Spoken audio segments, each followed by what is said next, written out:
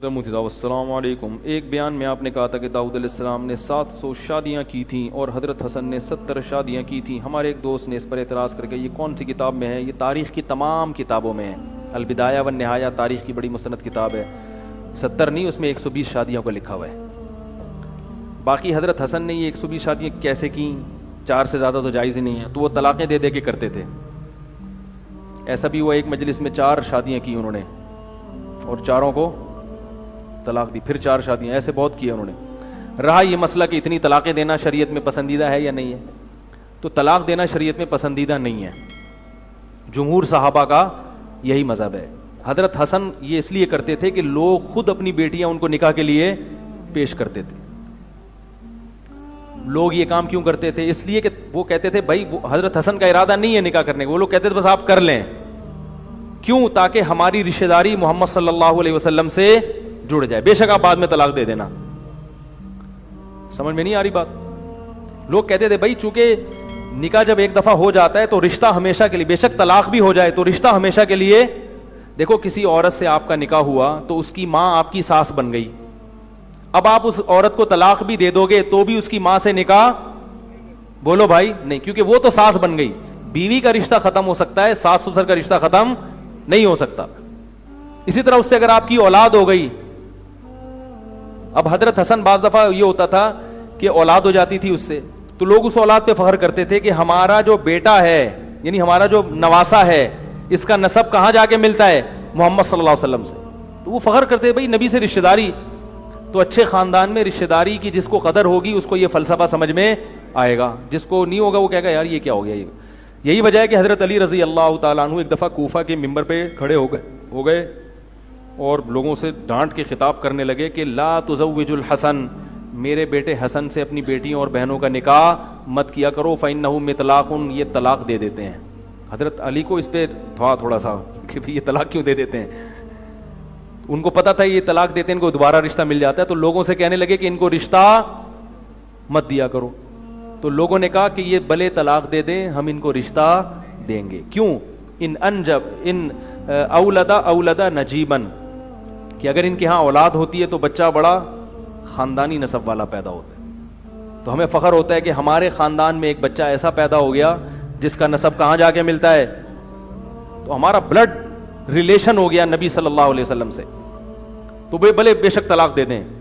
اور دوسری بات یہ کہ وہ جب طلاق دیتے تھے تو آج کل طلاق کے بعد عورت کو نقصان ہوتا ہے، حضرت حسن جب طلاق دیتے عورت کو فائدہ ہوتا تھا، اتنی دولت دیتے تھے اس کو طلاق کے وقت، 100 باندیاں دی ہیں طلاق کے وقت، یعنی باندی اس زمانے کا قیمتی ترین مال ہوا کرتا تھا۔ کسی عورت کو طلاق دے رہے ہیں اور 100 خادم، 100 باندیاں اس کو دے رہے ہیں، تو وہ اس طرح سے طلاق دیا کرتے تھے۔ ان کا ایک بڑا دلچسپ واقعہ ہے کہ انہوں نے اپنی ایک بیوی کو طلاق، 2 بیویاں تھیں، ان کو طلاق دی اور خادم سے کہا کہ یہ ٹھیک ٹھاک مہر لے کے جاؤ اور طلاق کے ساتھ یہ مہر ان کو دے دو، کافی دینار اور دراہم تھے، اور جواب لے کر آؤ کہ وہ کیا کہتی ہیں۔ تو جب ایک نے اتنی دولت دیکھی نا، اس نے کہا کہ زبردست، کوئی بات نہیں، طلاق مل گئی لیکن اتنا پیسہ ٹھیک ٹھاک۔ دوسری نے بھی وہ پیسہ دیکھا، مگر اس نے کہا کہ جس محبوب سے جدائی ہو رہی ہے اس کے مقابلے یہ پیسہ کچھ بھی نہیں۔ تو حضرت حسن نے رجوع کر لیا اس سے، اور دوسری والی سے رجوع نہیں کیا کہ بھائی یہ اس کو پیسہ چاہیے تھا، پیسہ مل گیا، اس کو بندہ چاہیے، ٹھیک ہے، یہ میرے نکاح میں رہے گی۔ تو باقی حضرت علی رضی اللہ تعالیٰ عنہ نہیں کرتے تھے یہ کام۔ حضرت علی کی 4 بیویاں تھیں، ان کی باندی آپ کو وضو کروا رہی تھی، حضرت علی نے فرمایا احب ان اکون عروسا، اپنی باندی سے کہا میرا دل چاہتا ہے کہ میں دولہا بنوں، میں کیا کروں؟ شادی کروں۔ تو ان کی باندی نے کہا کہ آپ کے لیے کیا مشکل ہے، رشتوں کی کمی تھوڑی، آپ امیر المومنین ہو اور رسول اللہ صلی اللہ علیہ وسلم کے داماد ہو، آپ کے لیے کیا مشکل ہے؟ فرمانے لگے کہ 4 بیویاں موجود ہیں، کیسے کر لوں؟ تو باندی نے کہا کہ ایک کو طلاق دے دیں۔ حضرت علی نے فرمایا طلاق قبیح، طلاق قبیح کام ہے، برا کام ہے، اکرہہ، میں اسے پسند نہیں کرتا۔ تو حضرت علی کا جو موقف تھا وہی جمہور صحابہ کا موقف تھا۔ تو اس سے پتہ چلتا ہے کہ طلاق شریعت میں پسندیدہ کام نہیں ہے۔ تو حالانکہ حضرت علی بھی چاہتے تو سینکڑوں شادیاں کر سکتے تھے، 4 کو طلاق دیتے، فوراً 4 بیویاں مل جاتی ان کو، لیکن انہوں نے یہ کام نہیں کیا۔ تو راجح قول اس بارے میں جو ہے، جو دلائل کی دنیا میں، وہ حضرت علی ہی کا قول ہے، اور صحیح حدیث بھی اس بارے میں موجود ہے. باقی حضرت حسن کیوں کرتے تھے اس کی وجہ میں نے آپ کو بتا دی کہ اتنی دولت تھی، وہ دولت دے کے اس کی نقصان کی تلافی کر دیا کرتے تھے.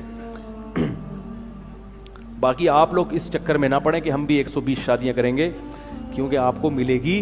ایک آدمی میرے پاس آیا کہ میری تنخواہ 15,000 روپے، میں دوسری بیوی تلاش کر رہا ہوں. اب اس کا بہنوئی بھی آیا، کہہ رہا یار میرے جو بہنوئی ہے نا، وہ اس کی تنخواہ 15,000 روپے، وہ دوسری بیوی تلاش کر رہا ہے، پہلی کے خرچے تو ہو نہیں رہے، دوسری بھی تلاش کر رہا ہے، میں کیسے سمجھاؤں؟ میں نے کہا سمجھانے کی ضرورت ہی نہیں ہے.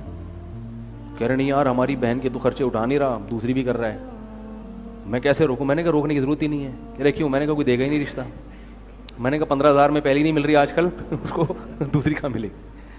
تو کہہ رہے آپ تو خود ترغیب دیتے ہیں. میں نے کہا میں لڑکے کو ترغیب دیتا ہوں، لڑکی والوں کو تھوڑی کہتا ہوں جس کی 15,000 ہے اس 15,000 میں جو ہے نا. میں نے کہا لڑکی والے مجھ سے پوچھیں گے، میں بولوں گا بھائی تم 15,000 میں کیسے گزارا کرو گی اس کے ساتھ، تم 30,000 والے سے کرو، ٹھیک ہے نا. تو لڑکوں کے لیے حکام کچھ اور ہیں، خواتین کے لیے حکام. ہاں کوئی بیچاری اتنی غریب ہوگی کہ اس کے ابا کی 15 بھی نہیں ہوگی، اس کے بیچارے کو کھانے کو روٹی نہیں ہوگی، وہ 15 والے سے کر لے گی، اور اس کو ہم مشورہ دیں گے بھائی some thing is better than nothing.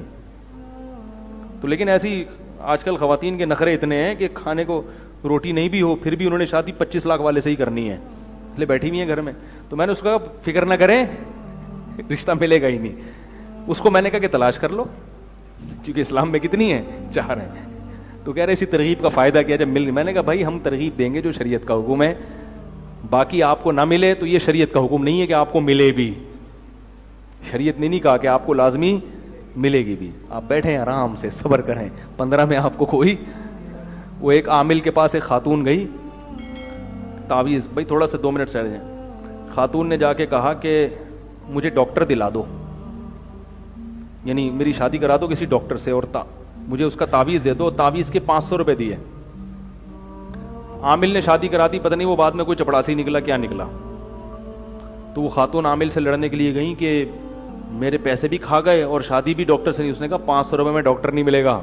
ٹھیک ہے 500 روپے میں ڈاکٹر نہیں ملے گا تمہیں. تو بھائی 15,000 ہو 5,000 ہو، آپ ضرور 4 شادیاں کریں. اگر آپ کو کوئی دے دے تو اس کی علامت ہوگی وہ بیچارہ بہت غریب ہے، تو پھر کر لیں، اس بیچاری کو کچھ نہیں مل رہا ہوگا. لیکن اگر کوئی خاتون مجھ سے پوچھیں گی تو میں کہوں گا بھائی 15 میں اگر گزارا کر سکتی تو ٹھیک ہے، ورنہ گزارا تمہارا ہوگا نہیں، کیونکہ تمہارے ابا 1 لاکھ کما رہے ہیں، تو تمہارے 15 میں کہاں گزارا ہوگا. تو ہر ایک کے حکام الگ ہیں. دیکھو قربانی کے بکرے کو ہمیں حکم ہے کہ قربانی کے بکرے کو ہم ذبح کریں، بکرے کو حکم نہیں ہے کہ وہ لیٹ جائے. اب تبھی ہمیں بکرا جب ٹانگیں چلاتا ہے، ہم ذبح کرتے ہیں، بھاگتا ہے، تو ہمیں بکرے پر اعتراض بھی نہیں ہوتا. ورنہ ہمیں اعتراض ہونا چاہیے یار اللہ کا حکم پورا کر رہے ہیں، تجھے اعتراض کر رہا ہے، تو کیا خیال ہے؟ تو دائرہ اسلام سے خارج ہو گیا. بکرا کہے گا تجھے اللہ نے کہا ہے کہ مجھے ذبح کرو، مجھے نہیں کہا کہ میں بھی لیٹ جاؤں. مجھے اللہ نے کہا بھاگ سکتا ہے تو بھاگ جا. اس لیے میں وہ جو مرد دوسری شادی کرتے ہیں وہ کہتے ہیں ہماری بیوی کو تکلیف ہو رہی ہے، تو میں کہتا ہوں اللہ نے تجھے کہا ہے 4 شادیاں کرو، تیری بیوی کو نہیں کہا کہ اپنی میاں کی 4 کرا دو. ہے نا، اس کو تو تکلیف ہوگی، وہ بیچاری تو وہ تو روئے گی، تو رونے دو، صبر کرو، برداشت کرو کہ یار بیچاری ہے تو صبر کر سکتے ہو تو ٹھیک ہے. تو اس کو تھوڑی میں کبھی مجھے لوگ کہتے ہیں عورتوں کو ترغیب دیں کہ اپنے میاں کی کرائیں. میں کہتا ہوں کبھی بھی نہیں. جب میاں میں دم ہی نہیں ہے سسرال سے لڑنے کا تو پھر ایک پری اکتفا کر کے آرام سے بیٹھ جائے. ان لوگوں کا کام ہے جن میں دم ہے، جو لڑ سکتے ہیں. سسرال کو میں کہتا ہوں روکو اس کم بخت کو، نہیں کرنے دو. ٹھیک ہے، منع کرتا ہوں میں سسرال کو، نہیں کرنے دو اس کو. اور اسے کہتا ہوں تجھے دم ہے تو وہ نہیں کرنے دے پھر بھی کر لے. تو یہ مقابلہ ہے بھائی، فائٹ ہے. جو یہ فائٹ لڑ نہیں سکتا وہ 4 بیویاں رکھ نہیں سکتا. فائٹ کر کے کرو گے تو ٹھیک ہے، لڈو بنا کے کوئی تمہیں رشتے دے دے اور تمہیں سارے سسر داماد تمہارے سسر کہیں کہ اسلام میں چونکہ بیٹا 4 ہیں، میری بیٹی سے بھی کر لو اور 3 اور بھی کر لینا. سسر کو کہیں یہ ترغیب نہیں ہے. سسر کو تکلیف ہوتی ہے، وہ نیچرل ہے، فطری ہے. نبی صلی اللہ علیہ وسلم کی بیٹی پر سوکن آنے لگی تو آپ صلی اللہ علیہ وسلم کو تکلیف ہوئی تھی اس سے. یہ تو نیچرل ہے. اسلام فطرت کے خلاف تھوڑی آپ کو حکم دے گا. آپ کا کام ہے لِأَحِبَّتِي أَن يَمْلَؤُوا بِالصَّافِيَاتِ الْأَكْوَابَ وَعَلَيْهِمِ أَن يَبْذُلُوا وَعَلَيَّ أَلَّا أَشْرَبَ. متنبی ایک شاعر ہے، شراب نہیں پیتا تھا لیکن اپنے دوستوں کی وجہ سے شراب خانے میں جاتا تھا، دوستیاں تھیں. تو متنبی نے کہا میرے دوست مجھے شراب کے پیالے پیش کرتے ہیں کہ وہ پئیں، تو ان کا حق بنتا ہے کہ مجھے پیش کریں، کیونکہ ان کو شراب سے محبت ہے. تو دوستی کا حق ہے کہ وہ شراب کے پیالے پیش کریں، لیکن میری ذمہ داری ہے کہ میں نہ پیوں. آئی بات سمجھنے. پھر کہتے ہیں مجھے نشہ شراب سے نہیں آتا, مجھے گھمسان کی جنگوں میں تلوار چلانے سے نشہ آتا ہے.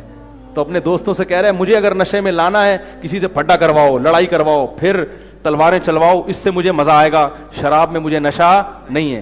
پھر بھی دوستوں کو ملامت نہیں کر رہا, کہہ رہے تمہاری ذمہ داری ہے, تمہیں چونکہ شراب سے نشہ آتا ہے تو تم ضرور پیش کیا کرو.